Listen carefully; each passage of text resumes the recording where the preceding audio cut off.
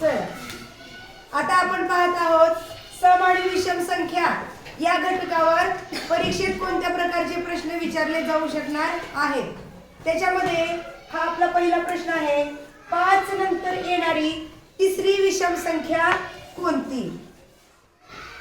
तर दिलेल्या संख्येच्या नंतर येणारी सम किंवा विषम संख्या ज्यावेळेस आपल्याला शोधायची असते त्यावेळेस बघा, सम संख्या किंवा विषम संख्या किती कितीने वाढतात रे?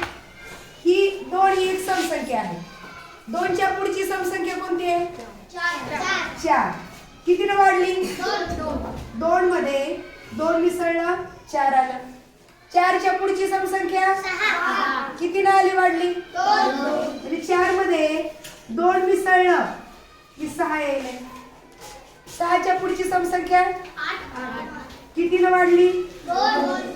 म्हणजे सम संख्या किती कितीने वाढतात? 2 वाढतात. मग विषम संख्या किती कितीने वाढत असतील रे? बघू आपण, नाही का? समजा 1 ही एक विषम संख्या आहे, तिच्या पुढची कोणती आहे? 3. म्हणजे 1 मध्ये किती मिसळल्यावर 3 आलं? 1 मध्ये 2 मिसळल्यावर 3 आलं. 3 च्या पुढची विषम संख्या 5. म्हणजे 3 मध्ये किती मिसळलं? 3 मध्ये 2 मिसळल्यावर 5 येते. 5 मध्ये 2 मिसळलं 7 येते. म्हणजे एक गोष्ट लक्षात घ्या की सम संख्या असू दे किंवा विषम संख्या असू दे, किती कितीने वाढतात? 2. पुढची सम संख्या, त्याच्या पुढची सम संख्या +2 +2च करत जावं लागते आपल्याला. आणि पुढची विषम संख्या पण 2नेच वाढतात. म्हणजे तिथं सुद्धा आपल्याला +2 +2च करावं लागतं. म्हणजे दिलेल्या सम संख्येनंतरची सम संख्या ही 2नेच वाढून येणार आहे आणि दिलेल्या विषम संख्येनंतरची विषम संख्या सुद्धा 2नेच वाढून येणार आहे. मग आपल्याला प्रश्न दिलाय, 5 नंतर येणारी तिसरी विषम संख्या कोणती? 5 नंतर 5 मध्ये 2 मिसळलं 7 आलं. ही आली पहिली, बरोबर आहे. त्याच्यानंतर 7 मध्ये अजून 2 मिसळूया, ही झाली दुसरी विषम संख्या.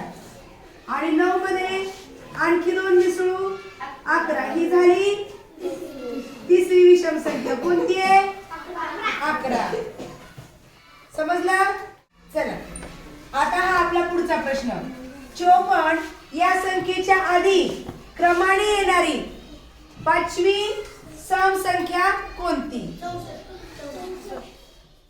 54 या संख्येच्या आधी, 54च्या आधी क्रमाने येणारी 5वी. आपण हळूहळू टप्प्याटप्प्याने जाऊया, ठीक आहे? आपल्याला 54च्या नंतरची विचारली का आधीची विचारली आहे? आधीची विचारली. कितवी? क्रमाने येणारी 5वी. कसली? सम. एवढा विचार आपल्याला करायचा आहे. पहा, 54च्या आधीची सम संख्या आपण मगाशी पाहिलं. पुढची सम संख्या करताना आपण काय केलं? 2 मिसळलं. आता मागची काढताना काय करावं लागेल? मागं जाणे, पुढे जाणे म्हणजे आपण बेरीज केली. मग मागं जाणे म्हणजे काय असेल? वजाबाकी, नाही का? आता 54च्या आधीची पहिली काढू, काय करावं लागेल? किती वजा करावं लागेल? 54 मधून जर आपण 2 वजा केलं तर निघते आपली पहिली सम संख्या, ठीक आहे? 4 मधून 2 गेले 2, 5 5, ही झाली 52 पहिली सम. ह्या 52 मधून अजून ज्या वेळेस आपण 2 कमी करू त्यावेळेस किती येईल? दुसरी येईल. 52 मधून 2 कमी केलं, उत्तर आलं 50, ही झाली दुसरी, नाही का? आता आपल्याला किती काढायची? 5वी. आपण असंच मागे मागे जाऊया. 50 मधून 2 कमी केलं 48, ही कितवी आली? तिसरी. 48 मधून 2 वजा करूया 46, ही कितवी आली? चौथी. आणि 46 मधून जेव्हा आपण 2 कमी करतो त्यावेळेस आपलं उत्तर काय येते 44. म्हणजे कितवी मिळाली ही संख्या 5वी सम संख्या आपल्याला मिळालेली आहे. याच प्रश्नामध्ये थोडासा फरक केला की एक नवीन प्रश्न तयार होतो. बघा, 54 या संख्येच्या आधी क्रमाने येणारी 5वी विषम संख्या कोणती?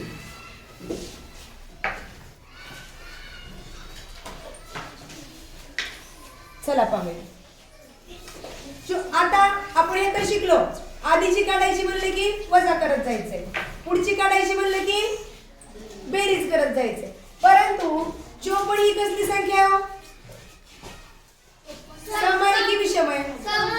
सम आहे. आणि आपल्याला सांगितले आधीची 5वी विषम, म्हणजे सम दिले आणि विषम काढायला लावले. अशा वेळेस काय करायचं हा मुद्दा आपल्याला तिथे शिकायचा आहे. दिलेली संख्या आहे सम. सम संख्येच्या आधीची संख्या, आधीची विषम संख्या किती कमी केल्यावर येईल? 1 कमी केल्यावर आधीची पहिली विषम संख्या येईल. म्हणजे 54 मधून ज्यावेळेस आपण 1 कमी करतो 53 ही झाली पहिली विषम संख्या. आता या पहिल्या विषम संख्येमधून किती कमी केल्यावर दुसरी विषम संख्या मिळेल? आता पहिल्यामधून 2 कमी केल्यानंतरच दुसरी विषम संख्या मिळेल आपल्याला. 53 मधून 2 कमी केले आलं 51 ही झाली दुसरी, नाही का? या 51 मधून 2 कमी करूयात, किती राहील उत्तर? 49 ही झाली तिसरी संख्या. 49 मधून 2 कमी करूया 47 ही झाली मागची चौथी विषम संख्या. पहिली, दुसरी, तिसरी, चौथी. आपल्याला किती विचारली आहे? 5वी. अजून 2 कमी करूया 45 ही काय झाली? 5वी विषम संख्या आपल्याला मिळाली. या गणितातून आपल्याला हेच लक्षात घ्यायचं होतं की जर सम संख्या दिली असेल आणि मागची विषम संख्या विचारली किंवा पुढची विषम संख्या विचारली सम देऊन, त्यावेळेस पहिली संख्या काढताना अधिक 1 करायचं किंवा वजा 1 करायचं. मागची विचारली तर वजा 1, पुढची विचारली तर अधिक 1. आणि मग त्याच्यानंतरच्या मात्र पुढच्या विषम किंवा पुढच्या ज्या काही संख्या आपल्याला विचारल्या त्या मात्र 2-2च्या टप्प्याने वाढत किंवा कमी होत जातात. हे आपल्याला ह्या प्रश्नाच्या माध्यमातून लक्षात ठेवायचं. पहा, इथं आपल्याला प्रश्न दिलाय, काही अंक दिलेले आहेत आणि हे अंक एकदाच वापरून तयार होणारी सर्वात लहान सम संख्या कोणती असा प्रश्न आपल्याला विचारलेला आहे. आधी आपण हे अंक एकदाच वापरून तयार होणारी लहान संख्या बनवूया. सर्वात लहान संख्या, ज्यावेळेस आपण लहान संख्या बनवत असतो त्यावेळेस कोणत्या क्रमाने मांडत असतो? चढत्या क्रमाने. त्यात पण 0 असेल तर 0 2 नंबर. ह्या गोष्टी आपल्याला पूर्वीच झालेल्या आहेत. आता चढता क्रम म्हणजे सर्वात लहान 1, त्यानंतर सांगा की त्यानंतर 3, त्यानंतर 4, पुन्हा 5. ही झाली दिलेल्या अंकापासून तयार होणारी सर्वात लहान संख्या. पण हिच्या एकक स्थानी आपण पाहिलं कोणता अंक आहे? 5. मग ही संख्या सम आहे की विषम आहे? विषम आहे. आपल्याला कसली सांगितली आहे? सम बनवा. मग या संख्येतले सम अंक कोणते आहेत? 4 आणि 0. आता मग ह्या 5च्या जागेवर 4 घ्यायचं का 0 घ्यायचं? आपण दोन्ही घेऊन बघू कोणती लहान संख्या तयार होते पाहूया. आधी घेऊया आपण 0, म्हणजे या 5ची आणि 0ची आदला बदल करूया. 1 5 3 4 0. आणि दुसरी संख्या करूया आपण 4 ची 5 ची आदला बदल. 1 0 3 5 आणि 4. आता ह्या ज्या दोन संख्या तयार झाल्या ह्यांच्यामध्ये लहान कोणती संख्या आहे? 15,340 पेक्षा 10,354 संख्या लहान आहे. म्हणजेच आपल्याला काय करावं लागतं, तर दिलेल्या समांकापैकी मोठा समांक एकक स्थानी घ्यायचा. म्हणजे बघ आपल्याला लहान समसंख्या तयार होते. दिलेल्या अंकात जर जास्त समांक असतील तर काय करायचं, मोठा सम असलेला शेवटी घ्यायचा. कशासाठी, सम बनवण्यासाठी, ती पण लहान सम बनवण्यासाठी. किंवा मग सरळ सरळ त्याच्यापासून तयार होणाऱ्या समसंख्या बनवून बघायच्या. त्यातली जी लहान आपल्याला वाटते तो पर्याय आपण शोधायचा. जसं की आपल्याला इथं सापडलं 10,354 ही सर्वात लहान समसंख्या इथं बनलेली आहे. बघा हा अतिशय सोपा आणि छान असा प्रश्न आहे. पुढीलपैकी कोणत्या स्थानावरील अंकाची स्थानिक किंमत विषम संख्या असू शकेल. कोणत्या स्थानावर असलेल्या अंकाची किंमत विषम संख्या, स्थानिक किंमत विषम असू शकेल असा प्रश्न आहे. बघा आणि आपले पर्याय आहेत हजार, शतक, दशक आणि एकक. आता आपण एक एका पर्यायाचा विचार करू. काय म्हणतो सांगा मी. बर, हजार वरच्या स्थानाची स्थानिक किंमत काय होते. समजा एखाद्या संख्येच्या हजार स्थानी 5 हा अंक आहे. हजार स्थानी 5 आहे म्हणजे त्या 5 ची स्थानिक किंमत किती झाली, 5000. ही स्थानिक किंमत सम आहे की विषम आहे, विषम आहे. त्याच्या एकक स्थानी 0 आहे म्हणजे ही स्थानिक किंमत सम आहे. समजा एखाद्या संख्येच्या शतक स्थानी, आता तुम्हाला एक संख्या दाखवते 415. शतक स्थानी कोण आहे, 4. त्या 4 ची स्थानिक किंमत 400. ही जी स्थानिक किंमत आहे ही सम आहे का विषम आहे, कारण तिच्या एकक स्थानी 0 आहे म्हणून ती स्थानिक किंमत सम आहे. बर, दशक स्थानी पाहूया. समजा हे 415 मध्येच दशक स्थानी कोण आहे, 1 आहे. त्या 1 ची स्थानिक किंमत काय आली, 10. मग ही जी 10 आहे ही संख्या सम आहे की विषम आहे, सम आहे. परंतु आता पाहूया आपण एकक. इथं याच संख्येचा विचार करू आपण 415. याच्यामध्ये एककला कोण आहे, 5. ही जे 5 आहे ही जर संख्या विषम असेल, एकक स्थानी दिलेली संख्या जर विषम असेल तर तिची स्थानिक किंमत पण काय झाली, 5च. ती पण काय झाली, सम का विषम, विषम. म्हणजे एकक सोडून इतर कुठल्याही स्थानावरच्या संख्येची स्थानिक किंमत ही सम असते कारण तिथे एकक स्थानी 0 हे येतच. मात्र एककावरच्या संख्येच्या म्हणजे एकक स्थानावरच्या संख्येची स्थानिक किंमत विषम असू शकते जर ती संख्या, तो अंक विषम असेल तर. एककावर जर अंक सम असेल तर त्याची स्थानिक किंमत पण समच येणार आहे. परंतु एककावरचा अंक जर विषम असेल तर त्याची स्थानिक किंमत पण विषमच येणार. पण ते कधी होणार, कोणत्या स्थानावर असेल तर होणार, एकक स्थानावर असेल तरच हे शक्य आहे. बाकीच्या स्थानावरील संख्यांची, अंकांची स्थानिक किंमत नेहमी समच असते. बघा हा असा पण प्रश्न परीक्षेत येऊ शकतो. तुम्हाला 4 विधानं दिलेली असतात.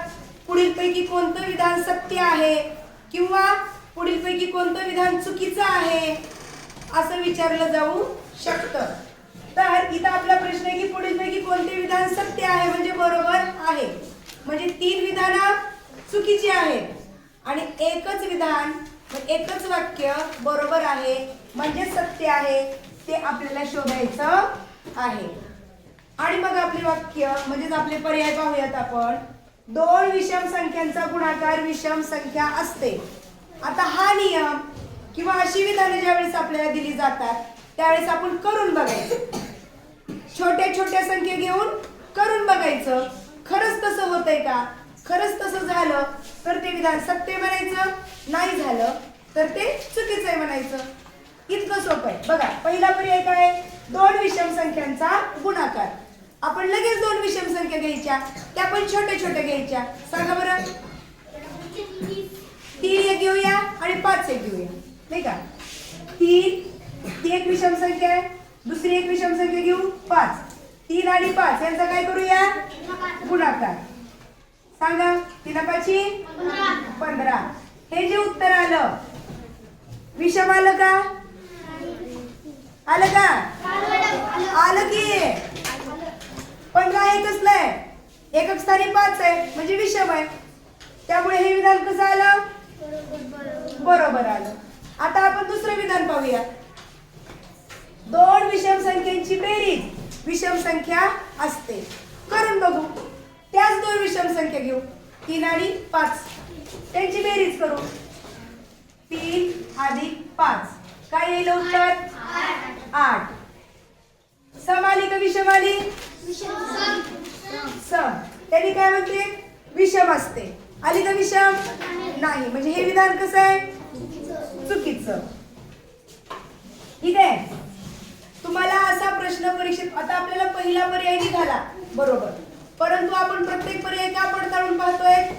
आपल्याला पर्यायातली प्रत्येक गोष्ट पडताळून पाहता आली तरच आपल्याला आपलं बरोबर उत्तर ठरवता येतं. आपल्याला इथं पहिलं उत्तर मिळालंय, परंतु काय सांगताय ते परीक्षेत तुम्हाला शेवटचं किंवा तिसरं असेल. त्यामुळे प्रत्येक पर्यायाचा पडताळा घेता आला पाहिजे. ते शिकण्यासाठी आपण प्रत्येक पर्याय पाहतोय.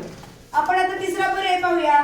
दोन क्रमवार संख्यांची बेरीज क्रमवार समसंख्या. घेऊया तशा दोन क्रमवार समसंख्या. कोणते सांगा बरं? क्रमवार म्हणजे क्रमाने येणार आहे. 2 आणि 4. गुड. पहिली आली 2, 2च्या पुढची 4. या दोन क्रमवार दोन क्रमवार संख्यांची बेरीज सम नाही दोन क्रमवार संख्यांची. क्रमवार म्हणजे क्रमाने येणाऱ्या संख्या जसे 1 आणि 2, 2 आणि 3, 3 आणि 4. ह्या कशा आहेत? क्रमवार संख्या आहेत. 2 1 2 3. ठीक आहे. आपण 3 आणि 4 घेऊया. 3 आणि 4 यांची बेरीज करायची. किती आली? कशी आली? त्यांनी काय सांगितलंय? सम असते. म्हणजे हे विधान पण कसं झालं? चूक. आणि चौथा पर्याय पाहूया आपण. एक विषम संख्या व एक सम संख्या यांचा गुणाकार करू आपण. सांगा एक विषम संख्या छोटी 3. एक सम संख्या सांगा 2. यांचा गुणाकार काय येतो? 3 दुने 6. विषम संख्या असते. विषम संख्या आली का 6? काय आली? सम आली. म्हणजे हे पण विधान काय झालं? चुकीचं. मग आपलं योग्य विधान पर्याय क्रमांक 1. परंतु आपण सगळ्या पर्यायांचा पडताळा का घेतला? परीक्षेत जर असा प्रश्न आला तर आपल्याला नेमकं आपलं योग्य उत्तर ठरवायचं कसं ती आलं पाहिजे. त्याच्यासाठी नेमकं आपल्याला काय करायची गरज असते हे शिकण्यासाठी आपण प्रत्येक पर्यायाचा पडताळा इथं घेतलेला आहे. इथे आता आपला एक पुढचा असाच एक प्रश्न आहे. 5 क्रमवार सम संख्यांची बेरीज पुढीलपैकी कोणती असेल? आणि आपल्याला काही पर्याय दिलेले आहे. असा ज्यावेळेस प्रश्न असतो, मगाच्या प्रश्नामध्ये जसा आपण ताळा केला आणि काही आपण संख्या घेतल्या आणि त्यांच्यावर सांगितल्याप्रमाणे कृती करून पाहिली आणि मग उत्तर काढलं, तसंच आपल्याला इथं पण करायचं आहे. काय सांगितले? 5 क्रमवार समसंख्यांची बेरीज. आपण पण मनानेच कुठल्या तरी 5 क्रमवार समसंख्या घ्यायच्या. सम कुठल्याही 5 क्रमवार समसंख्या घेऊया. आपण 4 पासून सुरुवात करू. ठीक आहे. पहिली घेतली 4. 4 च्या नंतर 6.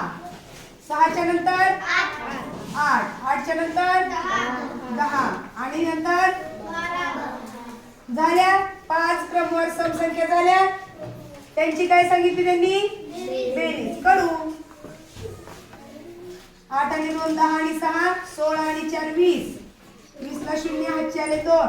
2 आणि हे 2 किती झालं? 4. उत्तर आलं 40. आता आपला पहिला पर्याय योग्य बसतो का पाहूया. काय म्हणताय? पहिल्या संख्येची दुप्पट.